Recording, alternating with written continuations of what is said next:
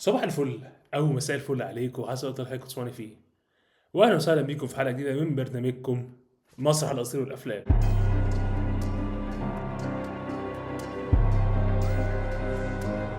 عارف بقى إن في فترة متوقفين والحلقة متأخرة جدا، ولكن ده بسبب شيء جميل إن أنا كان في فيلم أنا كاتبه وكان عايز أصوره وأخرجه، والحمد لله بفضل ناس كتيرة في مجال الفيلم ميكنج ساعدوني سواء كتصوير أو في الإخراج.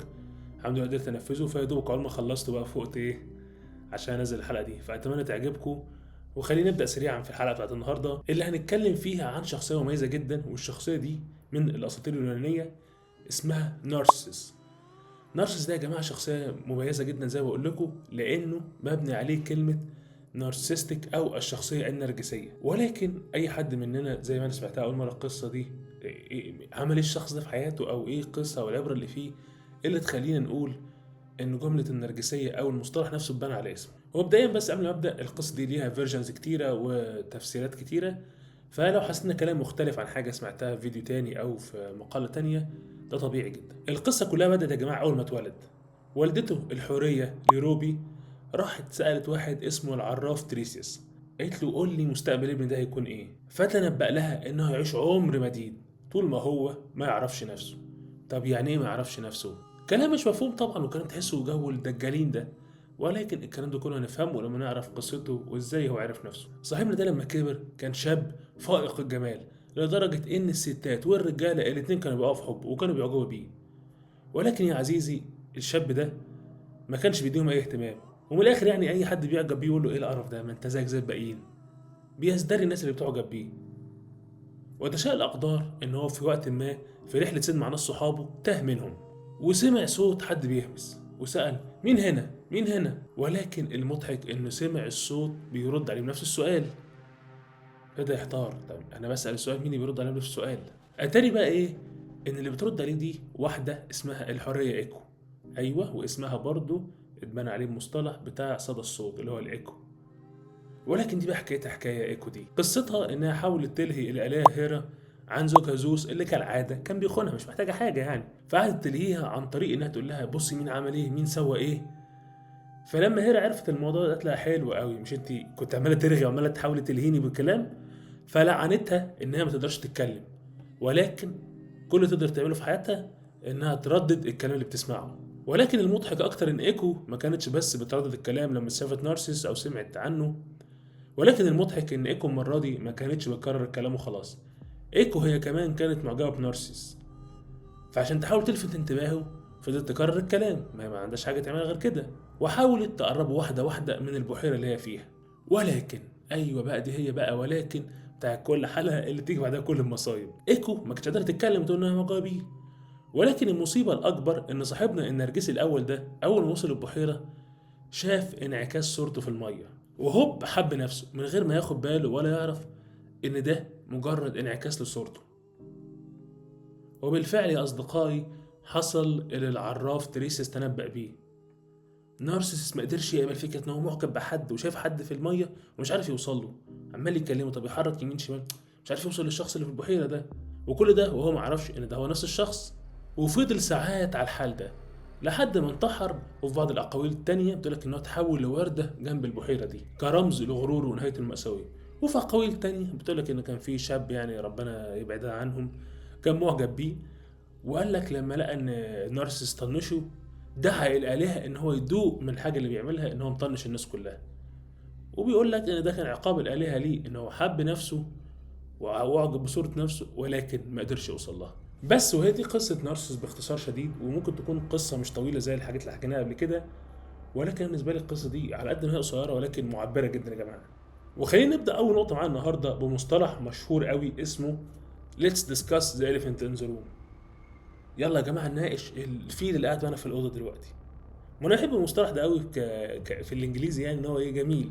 لو تخيل كده في واحد قاعد معاك في الاوضه، يعني مش واحد معلش، في فيل قاعد معاك في الاوضه، يعني انت انا بسجل في اوضه هي او انت قاعد في اوضتك بتسمعني او في الصاله عندكم، وهوبا في فيل دخل عليكم الصاله، هتحس انه كلنا كاسره او انا كشخص هبتدي انا عايز اشوف الفيل ده بيعمل ايه هنا.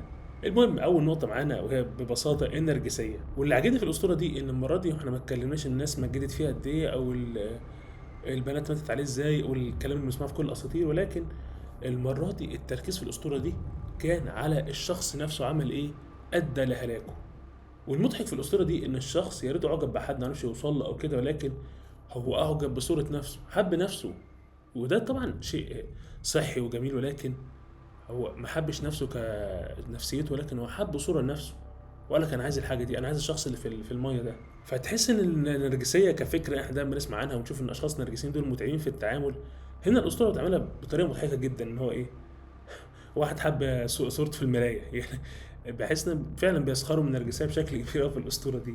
وهو زي ما بقول لكم الشخص النرجسي في حياتنا بنشوفه عادي عايش ومبسوط وشايف نفسه ومش شايف ان هو غلطان، راجل انا جميل انا حلو، انتوا اللي مش قادرين نفسكم. ولكن المضحك هنا صاحبنا ده ما كانش واخد باله من كده، بالذات جزء النبوءه، ان هو الواد هيفضل طول عمره عايش وكويس وحياته زي الفل لحد ما يعرف نفسه. ولو جينا نفكر فيها في حياتنا هتلاقي فعلا ان في حاجات كتير بتكون جوانا، ولما حد يوجهني لا ايه ده انا بعمل كده، ايه ده انا بتعصب فعلا، ايه ده انا مالي بتكلم بسرعه كده ليه، فاهمني؟ هتلاقي فعلا يا جماعه في حاجات كتير بتفضل عايشه جوانا واحنا مش واخدين بالنا منها وبنتصرف على اساسها، وهي بتموتنا لحد ما نكتشف وقت ما ايه ده، وانا ضيعت عمري كله عمال اتعصب على الحاجات دي، او عمال اجري على حاجات مش مستاهله.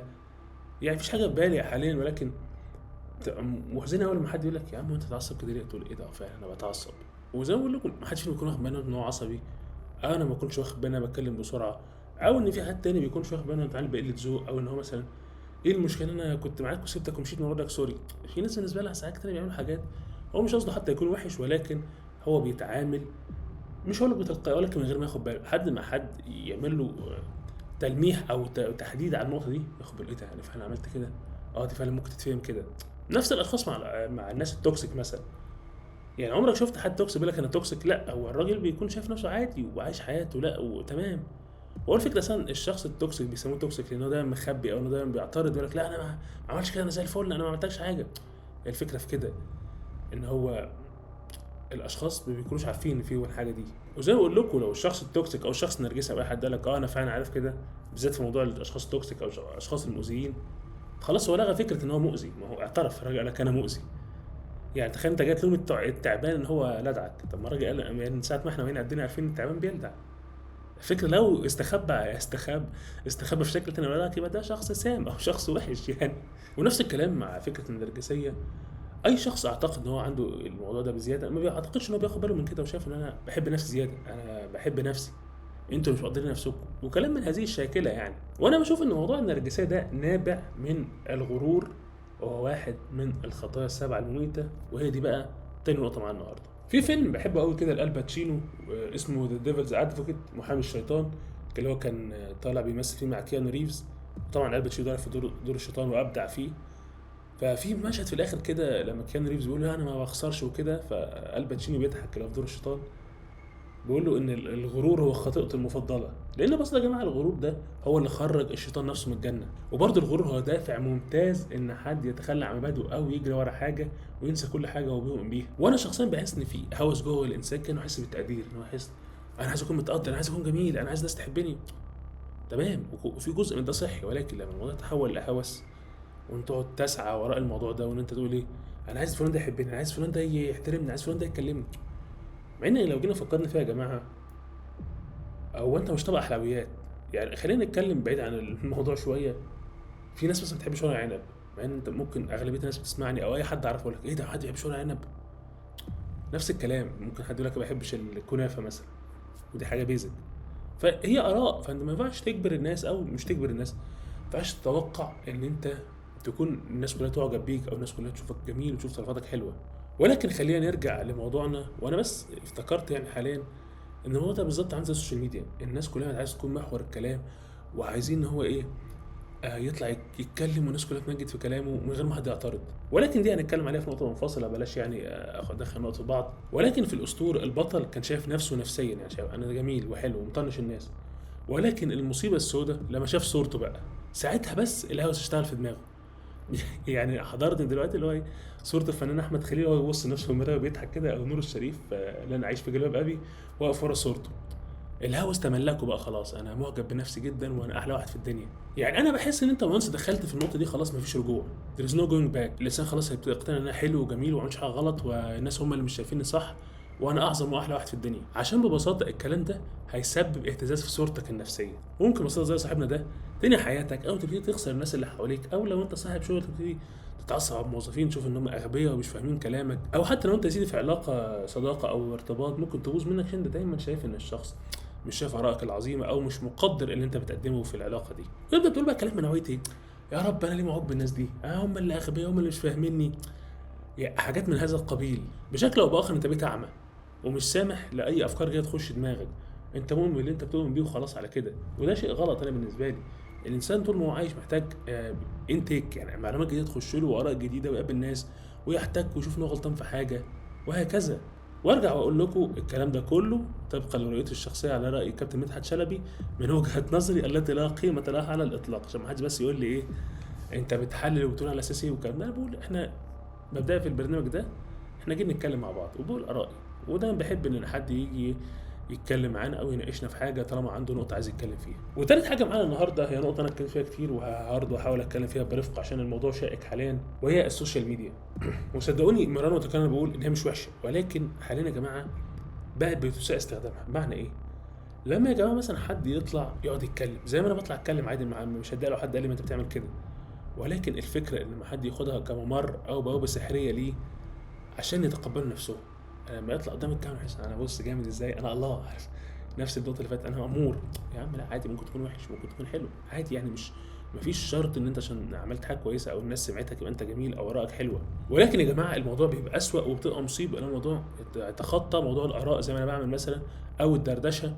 الموضوع تحول ايه، خش اشتموا فلان، خش اقفلوا له صفحته، خشوا مش عارف اهجموا على مين. يا عم ايه يا عم ده، يا جماعه احنا كلنا عندنا اراء وكل واحد فينا يحتمل الصواب او الخطا. والمصيبه ان اي حد فينا يتكلم في موضوع يعني مثلا راي عام او كده وينشر رايه فيه ويكون ليه متابعين، والمتابعين دول المشكله مش فكر رول موديل، حد ما لازم يمشوا ورا كلامه وحد كلامه مصدق ومعلوماته مصدقه، ويبتدوا يفكروا اساس كده من غير ما نفكر او نراجع الكلام ده يا جماعه. وارجع اقول لكم طبعا كل ناس احرار وانتوا شخصيا كجمهور احرار تسمعوا اللي انتوا عايزينه، ولكن ارجع اقول لكم ما احنا معانا قصه اهي شبيهه بالسوشيال ميديا. واحد شاف صورة نفسه واتهوس قال لك انا عايز ده، مش عايز حد تاني، عايز الشخص اللي في المرايه ده او في الميه ده. وارجع اقول لكم يا جماعه ما حدش فينا كامل، كلنا عاملين غلطات، وانا بحترم اي حد يطلع في رايه يقول لك دي رؤيتي الشخصيه او ارائي الشخصيه كمذيع او كمقدم برامج او هكذا. وارجع اقول لكم يا جماعه مش احنا طول عمرنا كاجيال اتليست جينا في بنشتكي ان تعليمنا ما كانش احسن حاجه ومليان حفظ وكده. فده اللي احنا نفس اللي احنا بنعمله يا جماعه. ما انت لما تطلع تقول لحد انا رايي هي الصح واسمعوا كلامي ويلا يا اخواتي وكبسوا لي وادفعوا لي، انت حر طبعا برضه، بس هو ده يا جماعه ما نفس الفكره، ما نفس الفكره بنشتكي منها. عايزين نحفظ الناس نفس الكلام او نقول له معلومات وخلاص ويسمعوا وخلاص. وبرضه السوشيال ميديا جميله قوي، بس اللي عندك لايكات كتيره وناس تقول لك ايوه نزلنا الحلقه يا عم وحشنا يا عم انت عرفنا ليه، احساس جميل، ناس متابعاك، ناس تسمع رايك، عايز تسمع رغي، حتى ده احساس جميل ما حدش فينا يختلف على كده.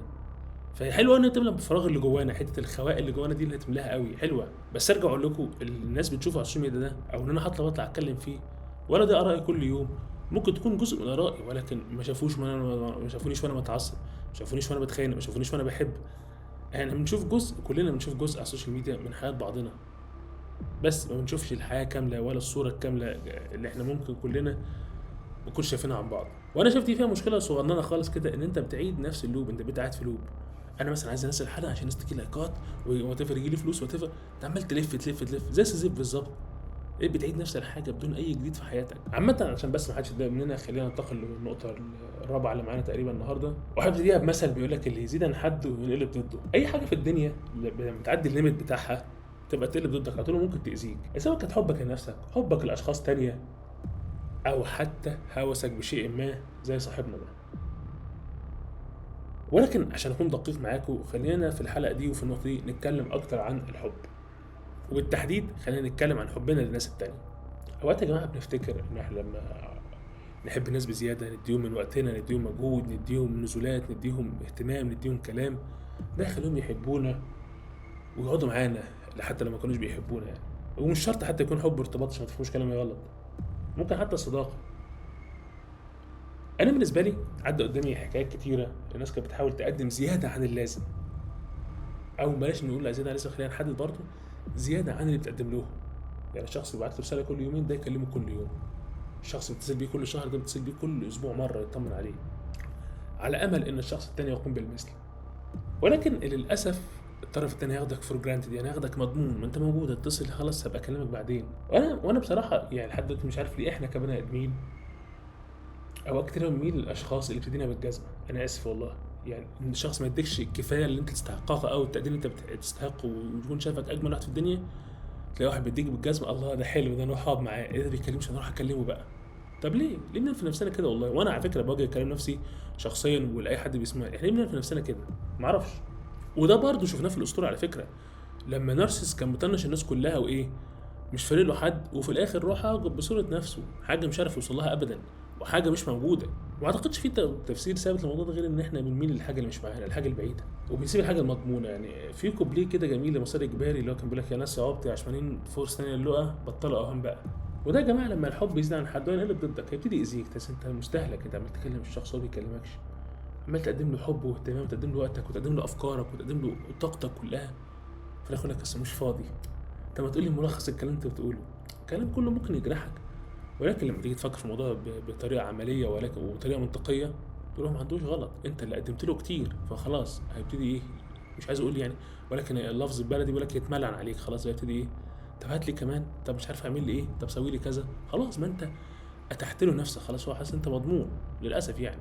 مش ان ده وحش وده حلو، ولكن دي عاده سيئه عند بشر كتير يا جماعه. وبس في نهايه النقطه حابب افكركم ان احنا محتاجين بقى نحط ليميت زي اي حاجه في حياتنا.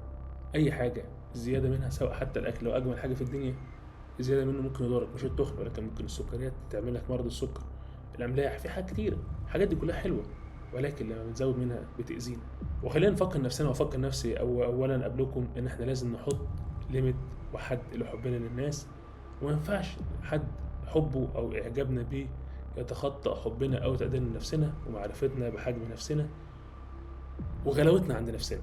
اصل يا جماعه ما ينفعش نحط حد فوق نفسنا، انت الاساس، ما انت لو مش عارف تحب نفسك مش هتعرف تحبه، لو ما عندكش طاقه لنفسك انت تصحى من النوم مش هتعرف تقدم له طاقه، وهيسيبك ويمشي برضه.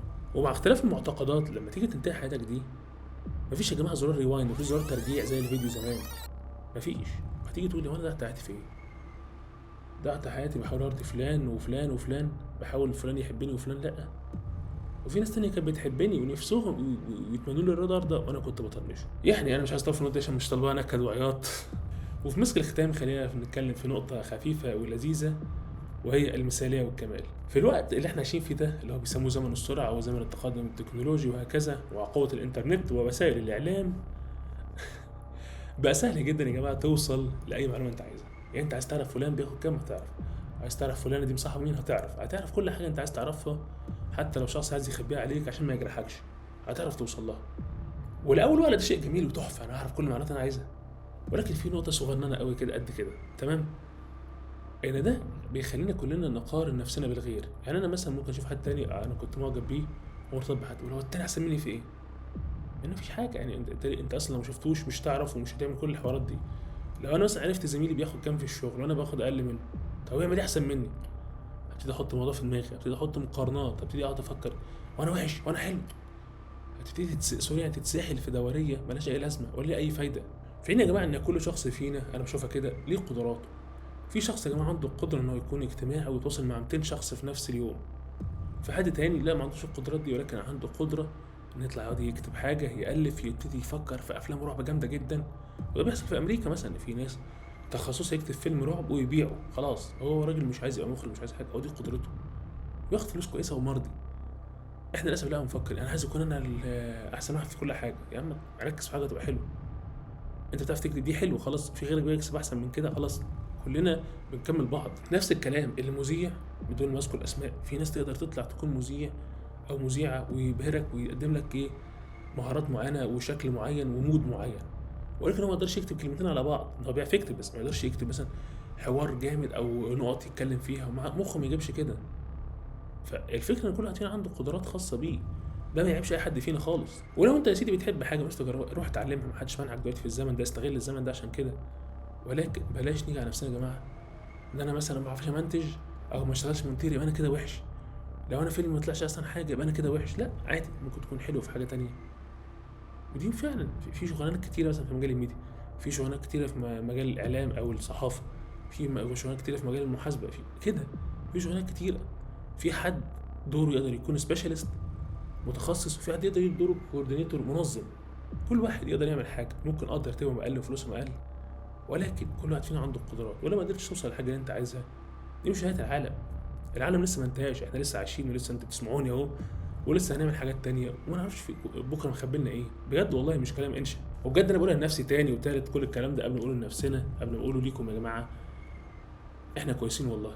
احنا مش ناقصنا حاجه، احنا ناقصنا ان احنا نحب نفسنا اكتر، ونرضى باللي احنا وصلنا له والخطوات اللي احنا عملناها السنه دي. بان احنا اولموست خلاص السنه بتخلص، لازم نرضى بالخطوات البسيطه اللي احنا عملناها، وبلاش نكون زي صاحبنا النارسيس اللي ما كانش عاجبه العجب، وفي الاخر توصل لراي استاذ عمرو عبد الجليل لما قال لك ايه: انا بحب نفسي قوي، انا دمي زي العسل على قلبي.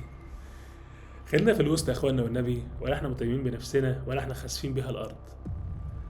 وفي اخر الحلقه حابب انهي بجمله انا نفسي كنت مثبتها عندي على البروفايل على الفيسبوك الشخصي، بتقول: ما شفتش في لذيذه الانسان وهو عارف قيمه نفسه، لا يغريك الكلام الحلو ولا راي حد فيه. في نهايه الحلقه كالعاده اتمنى تكون الحلقه عجبتكم، ما تنسوش تتابعوا البرنامج وتعملوا لايك وكومنت سبسكرايب، وتقولوا نتكلم عن ايه في الحلقات الجايه. بجد انا بنبسط لما حد يشاركني بكومنت او يقول لي شكرا على الحلقه. انا كالعاده كنت معاكم عمر الدش من برنامجكم المتواضع مسرح الاسئله والافلام. سلام.